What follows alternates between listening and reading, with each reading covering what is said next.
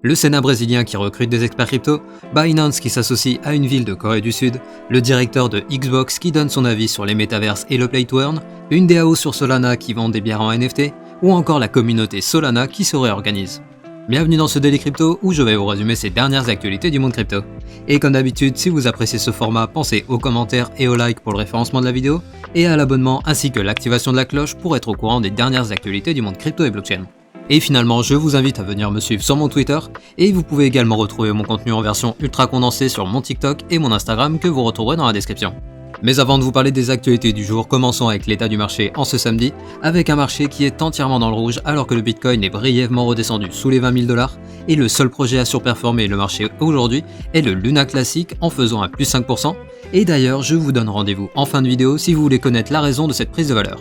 Mais passons sans plus attendre aux actualités de ce samedi 27 août 2022.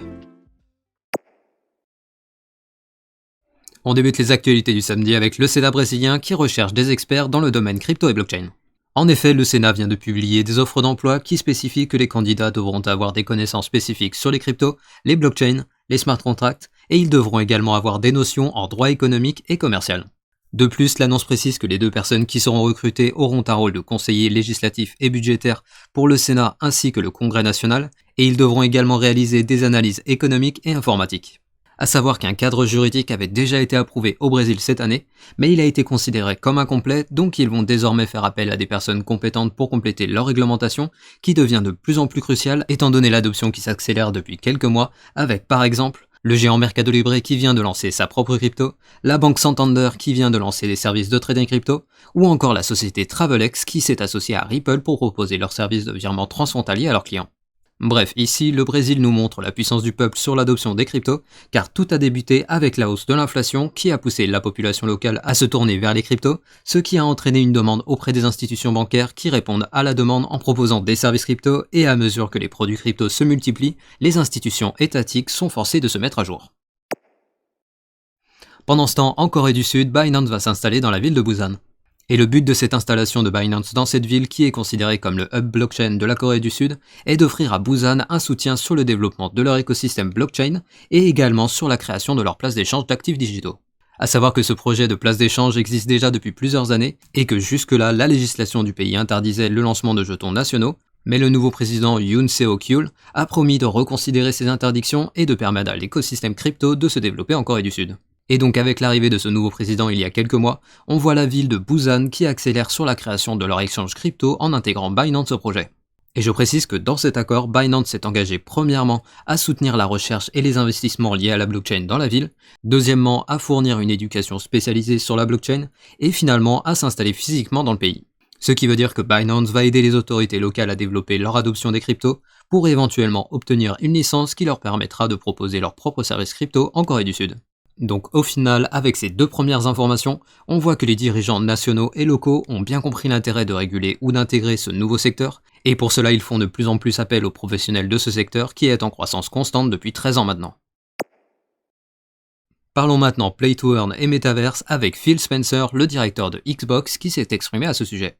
Tout d'abord, il considère qu'à l'heure actuelle, le concept de Metaverse est encore trop flou et a encore besoin de mûrir, mais il estime que ce concept existe depuis un moment maintenant, car les métaverses existent déjà depuis plusieurs années avec par exemple Minecraft ou World of Warcraft, qui sont des mondes partagés en 3D. Et pour ce qui est des Play to Earn, il explique qu'on a déjà vu des prémices de ce concept avec World of Warcraft où les joueurs revendaient la monnaie du jeu contre de l'argent réel. Mais toujours concernant le Play to Earn, Phil Spencer reste un peu sceptique car il ne voudrait pas que les jeux vidéo ne deviennent qu'un moyen pour accumuler des monnaies numériques, mais qu'une utilisation mesurée de ce concept pourrait être bénéfique. Au final, Phil Spencer estime que les nouveaux concepts qui sont en train d'arriver dans le secteur des jeux vidéo sont en fait l'évolution logique du jeu vidéo.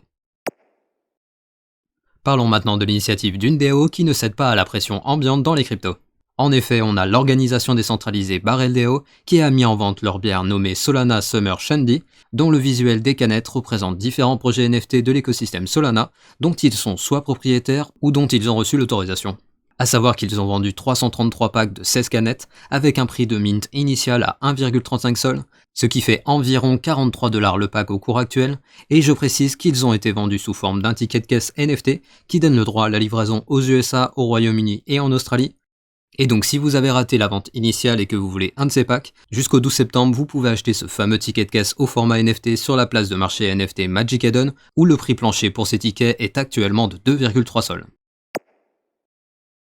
Et finalement on a le Luna classique qui nous fait un retour d'entre les morts. Mais tout d'abord je vous rappelle qu'il y a quelques mois, le projet Terra et donc le Luna avait explosé en plein vol, entraînant avec lui la perte des fonds pour les utilisateurs et la mise en faillite de plusieurs sociétés crypto. Et suite à ça, Dukwon et ses équipes ont forqué la blockchain, laissant ainsi de côté le Luna qui a été renommé le Luna Classic, qui a finalement été repris en main par la communauté. Et hier, une étape majeure a été franchie par la communauté qui a réactivé le stacking des tokens, ce qui a entraîné une prise de valeur du jeton qui a été jusqu'à faire un plus 30%. A savoir que cette proposition a été validée par la communauté avec la promesse des validateurs qu'ils ne généreront pas de profit, car ils devraient théoriquement brûler les Luna classiques qu'ils reçoivent. Et en parlant de burn, ils vont prochainement mettre en place une taxe de 1,2% sur les transactions qui sera brûlée pour encore plus accélérer la diminution du market cap qui est aujourd'hui de 853 millions de jetons l'UNC. Bref, au final, il semblerait que le projet soit en train de se reconstruire, et bien qu'il y ait une possibilité de tirer des profits sur le court terme, comme d'habitude, restez prudent et ne faites pas all-in,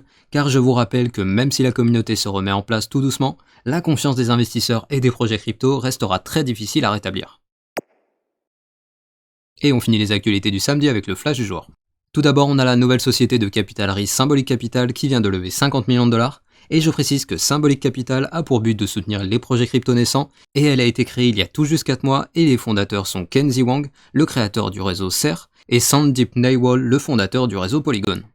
Ensuite, on a Charles Hoskinson, le fondateur de Cardano, qui déclare que la mise à jour Vasil, qui a été reportée plusieurs fois, a finalement de grandes chances de se produire en septembre.